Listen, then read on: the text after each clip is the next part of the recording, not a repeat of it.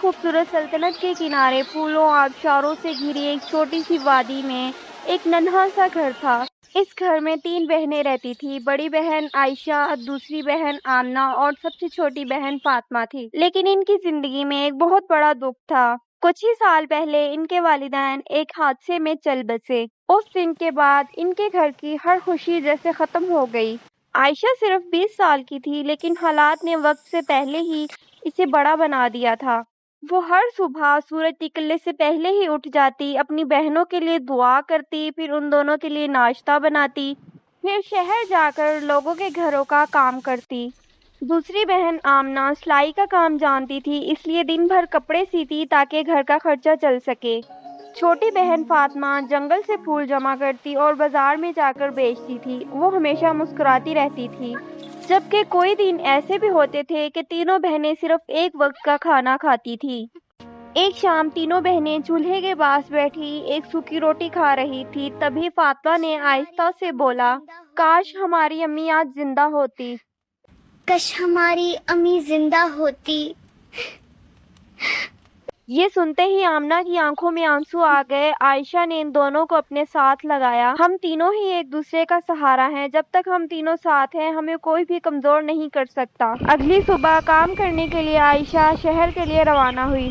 ایک امیر عورت نے سارا دن اس سے کام کروایا، لیکن شام کو مزدوری دینے کے بجائے اس سے کہا، تم نے کام ٹھیک نہیں کیا، تمہیں ایک پیسہ بھی نہیں ملے گا۔ کام مجھے پسند نہیں آیا، تمہیں پیسے نہیں ملیں گے۔ عائشہ پھر خاموشی سے واپس لوٹ آتی ہے۔ وہ جانتی تھی بحث کرنے سے کچھ حاصل نہیں ہوگا۔ ادھر آمنہ نے پورا دن کپڑے سلائی کیے، لیکن کپڑے لینے والی نے کہا پیسے اگلے ہفتے ملیں گے۔ اور فاطمہ کے بھی پھول بارش کی وجہ سے سارے خراب ہو گئے۔ اس رات ان کے گھر میں کھانے کے لیے صرف ایک روٹی تھی۔ عائشہ نے اس روٹی کے 2 حصے کر کے آمنہ اور فاطمہ کو دے دی۔ فاطمہ نے بڑی معصومیت سے پوچھا، آپی آپ کیا کھائیں گی؟ اپی آپ کیا کھائیں گی؟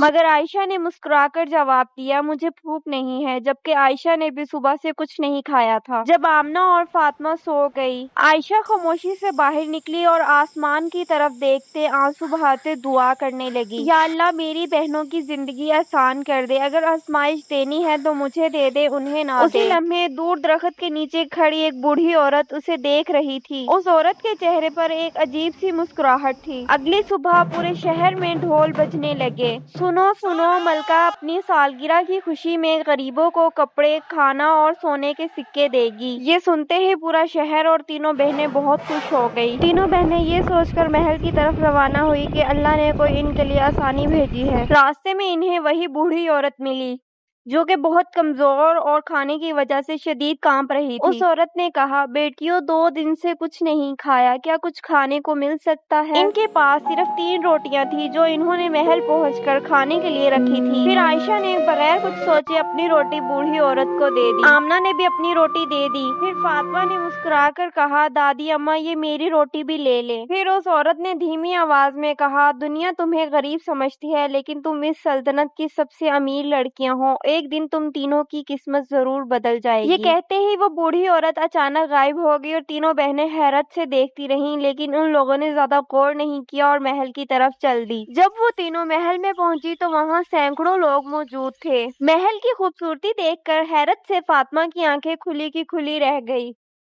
اچانک محل میں ایک چیخ سنائی دی، شاہی ہیرو والا ہار چوری ہو گیا ہے۔ سپاہی فوراً محل میں دوڑنے لگے، کسی کو محل سے باہر جانے کی اجازت نہیں تھی۔ اسی دوران محل کی لالچی شاہی خادمہ نے وہ چپکے سے ہار عائشہ کے کپڑوں والے تھیلے میں رکھ دیا۔ چند لمحوں بعد سپاہیوں نے ان تینوں بہنوں کو روکا۔ ان کا تھیلا کھولا گیا تو شاہی ہار اندر سے برآمد ہو گیا۔ فاطمہ رونے لگی اور چیخی، ہم نے کچھ نہیں کیا، ہم بے قصور ہیں، لیکن کسی نے بھی ان کی ایک نہ سنی۔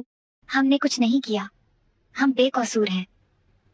تینوں بہنوں کو زنجیروں سے باندھ کر محل کی اندھیری قید میں ڈال دیا گیا۔ عائشہ نے اپنی دونوں بہنوں کو اپنے ساتھ لگایا اور کہا، ڈرنا مت، اللہ سچ کا ساتھ نہیں چھوڑتا۔ ڈرو مت، अल्लाह सच का साथ नहीं छोड़ता। उसी लम्हे कैद खाने में वो रोशनी नमूदार हुई और वही बूढ़ी औरत चलकर इनके पास आई। सुनहरी रोशनी आहिस्ता आहिस्ता कैद खाने में फैल गई। तीनों बहनें हैरत से दरवाजे की तरफ देख रही थी। वही बूढ़ी औरत इनके सामने खड़ी थी, लेकिन इस बार इसकी आंखों में एक नीली रोशनी थी। अचानक उसके पुराने कपड़े चमकने लगे और कुछ ही लम्हे में एक परी बन गई। इसने सफेद सुनहरी लिबास पहन रखा था। इसके परों से चांदी जैसी रोशनी चमक रही थी। फातिमा हैरानी से बोली, आप परी हो? परी ने मुस्कुरा कर जवाब दिया, जी हाँ, मैं इस महल की मुहाफ़िज़ा परी हूँ और मैंने ही तुम तीनों का इम्तिहान लिया। जब तुम तीनों ने अपनी भूख भुलाकर मुझे खाना दिया तो मुझे अंदाजा हो गया था कि तुम कितनी नेकदिल लड़कियां हो।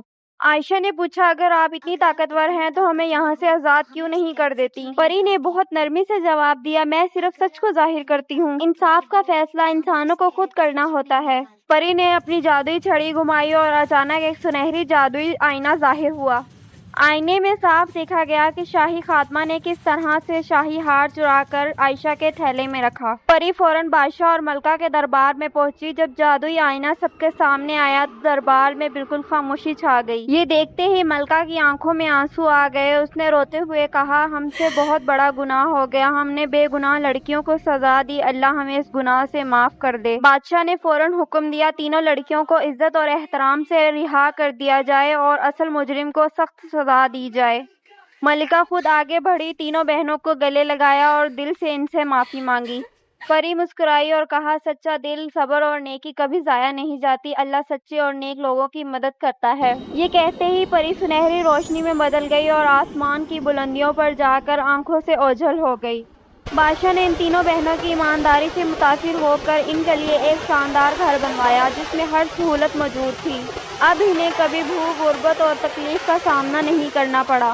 कुछ अरसे बाद शहजादा आमना की रहमदिली, आजिज़ी और अच्छे अखलाक से मुतासिर होकर बादशाह और मलका के साथ आमना के घर गया और इज्जत से आमना का रिश्ता मांगा। शहजादे ने आमना से कहा, मैंने अपनी दौलत से ज्यादा तुम्हारी नेक दिली देखी है, क्या तुम मेरी शरीके हयात बनोगी? आमना ने मुस्कुराकर जवाब दिया, अगर आप हमेशा इंसाफ करेंगे, गरीबों का ख्याल रखेंगे तो मुझे ये रिश्ता कबूल है। फिर कुछ ही दिन बाद महल में आमना और शहजादे की शानदार शादी की जाती है। आमना खुशी से दोनों बहनों को अपने साथ लगाती है। फिर वो तीनों बहनें मिलकर गरीबों की मदद करती है और हंसी खुशी जिंदगी गुजारती हैं।